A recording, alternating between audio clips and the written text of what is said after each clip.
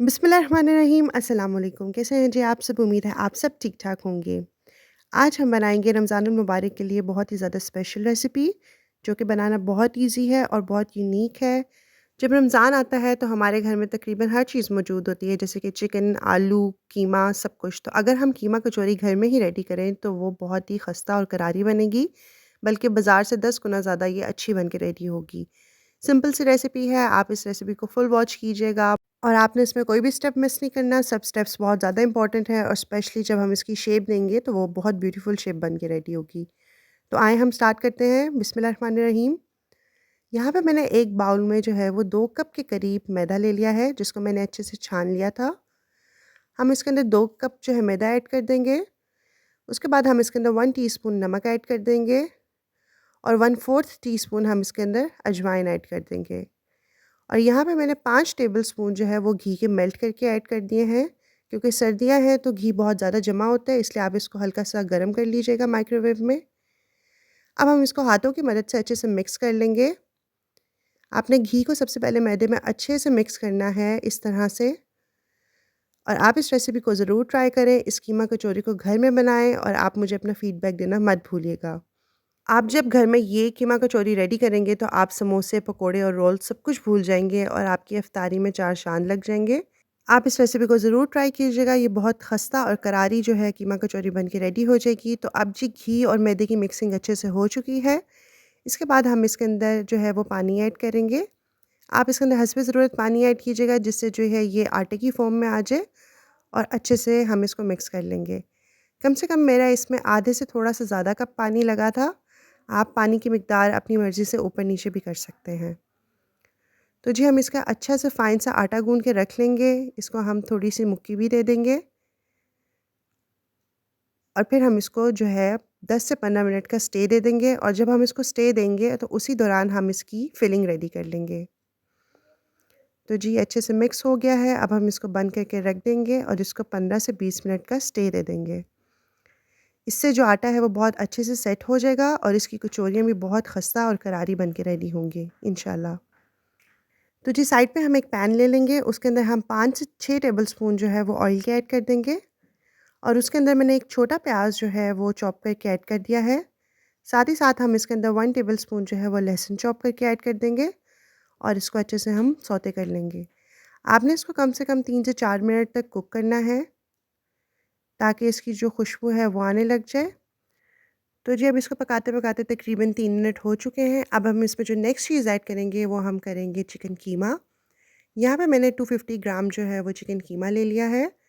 अब हम इस चिकन कीमा को इसके अंदर डाल के अच्छे से भून लेंगे। तब तक हम इसको पकाएँगे जब तक कि जी कीमे का जो कलर है वो चेंज हो जाए। जब तक इसका कलर चेंज नहीं होगा, जब तक इसका कलर वाइट नहीं होगा, तब तक हम इसको अच्छे से कुक करते रहेंगे। आप इसको मीडियम टू हाई फ्लेम पे अच्छे से कुक कर लें और जब इसका कलर चेंज हो जाएगा तो फिर हम इसके अंदर अपने बाकी मसाले ऐड करेंगे। चिकन कीमा बहुत जल्दी रेडी हो जाता है बन के।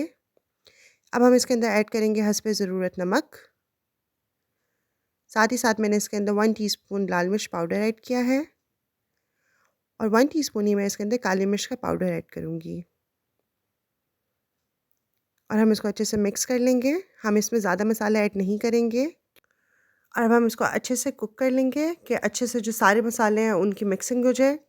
आपने ये रेसिपी ज़रूर ट्राई करनी है और आपने मुझे अपना फ़ीडबैक भी ज़रूर देना है।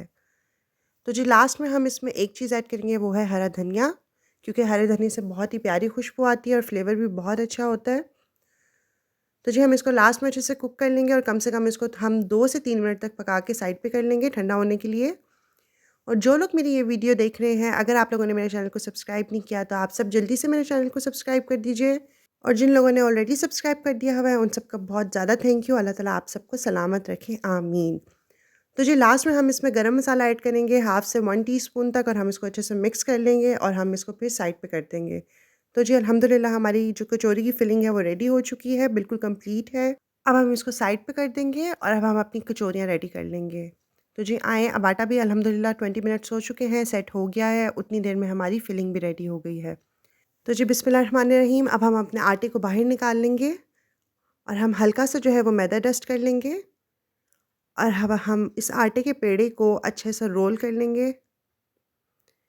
इसको ऐसे शेप दे देंगे ताकि हमें इसके जो पेड़े हैं वो बनाने में ईज़ी हो जाए और वो इक्वल साइज़ के बन जाएँ।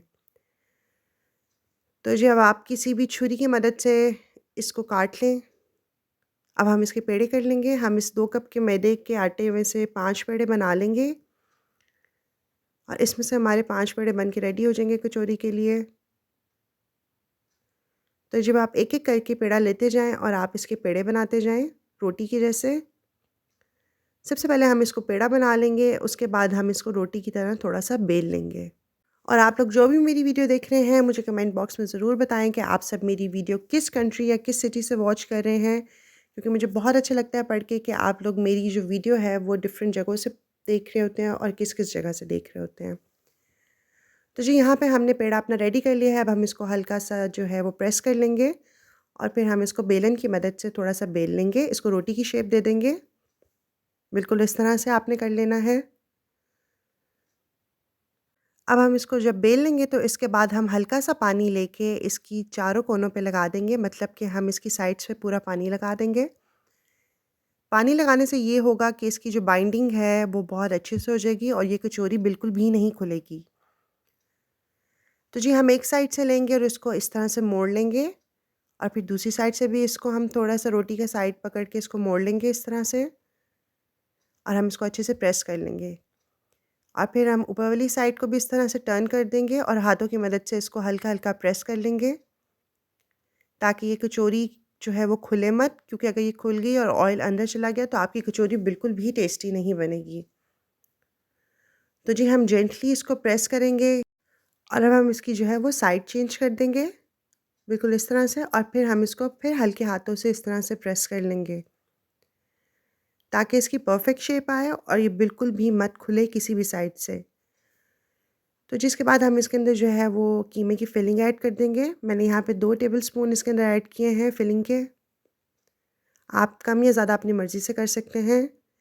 अब हम फिर से पानी इसकी साइड्स पे लगा देंगे, ताकि फिर से ये अच्छे से जो है वो बंद हो जाए और ये खुले भी मत। तो जी हम दोनों कॉर्नर्स साइड से लेंगे और उनको इस तरह से आपस में मिला देंगे और फिर हम एक साइड से कॉर्नर लेंगे और फिर उसी के साथ हम मिला देंगे इस तरह से, और हम इसको साइड से फ्लावर की शेप दे देंगे और इसको इस तरह से बंद कर देंगे। अगर आपसे ये ना बंद हो रही हो तो आप इस पे हल्का-सा पानी और लगा दीजिएगा, वरना ये ईज़िली जो है वैसे भी बंद हो जाएगी।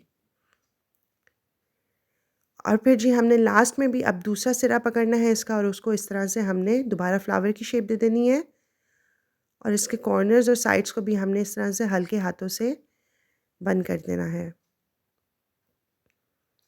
आप कचौरी की शेप का बिल्कुल अच्छे से ध्यान दीजिएगा कि ये हर साइड से बंद हो और ये कहीं से ना खुल पाए। तो जी अल्हम्दुलिल्लाह हमारी जो कचौरी है वो रेडी है। उसकी शेप भी रेडी है, उसके अंदर हमने फिलिंग भी ऐड कर दी है और ये देखें कितनी प्यारी इसकी शेप बनी है। अब हम इसको मज़ीद प्यारा करने के लिए फ़ोर्क से इसके ऊपर और शेप दे देंगे और ये देखें, ज़बरदस्त माशाल्लाह। जितनी ये खाने में मज़े की थी, उतनी ही ये देखने में भी बहुत ही प्यारी लग रही थी और डिफरेंट सी थी। तो जी हमने सारी अपनी कचौरियाँ रेडी कर दी हैं, अब हम इसको फ्राई कर लेंगे। आपने ऑयल को अच्छे से गरम कर लेना है और आपने इसको मीडियम से लो फ्लेम पे फ्राई करना है। आपने इसको कम से कम 15 मिनट तक फ्राई ज़रूर करना है मीडियम टू लो फ्लेम पे, ताकि ये अंदर से प्रॉपर्ली कुक हो जाए और ये बिल्कुल भी कच्ची ना रहे। शुरू के 4 से 5 मिनट आप इसको मत छेड़िएगा, उसके बाद आप इसकी साइड चेंज करवा दीजिएगा और फिर आप ऐसे 3 से 4 मिनट के बाद इसकी साइड्स चेंज करवाते रहें, जब तक कि इसका अच्छा सा नाइस लाइट ब्राउन कलर और गोल्डन ब्राउन कलर ना आ जाए। लेकिन आपने मेक श्योर करना है कि आपने इसको कुक जो है वो प्रॉपर्ली करना है, आपने इसको कम से कम 15 मिनट तो ज़रूर पकाना है। तभी आपकी कचौरी जो है वो खस्ता और करारी बन के रेडी हो जाएगी इंशाल्लाह। तो ये देखें जी अल्हम्दुलिल्लाह ये परफेक्टली कुक हो चुकी है। अब हम इसको डिश आउट कर लेंगे और ये देखें माशाल्लाह इसका कलर चेक करें, हर तरफ से इसका प्रॉपर कलर आया हुआ है और ये बहुत मज़े की खस्ता और करारी बन के रेडी हुई थी। आपने ये रेसिपी ज़रूर ट्राई करनी है और अगर आपको मेरी ये वीडियो पसंद आई है तो आप लोग जल्दी से मेरे चैनल को सब्सक्राइब कर दीजिए, मेरे चैनल को सपोर्ट करें ये आपकी तरफ से हमारे लिए प्यार होता है और हम लोगों का और दिल करता है कि हम आप लोगों के लिए अच्छी और ईज़ी रेसिपीज़ लेकर आएँ। इस वीडियो को ज़्यादा से ज़्यादा शेयर करें, इसको लाइक करें, इस पे कमेंट करें। अल्लाह ताला हम सबके दस्तरख़्वान में बरकतें डालें, हम सबको अपनी अमान में रखें। अपना बहुत ज़्यादा ख़्याल रखिएगा और मुझे अपनी दुआ में याद रखिएगा। अल्लाह हाफ़िज़।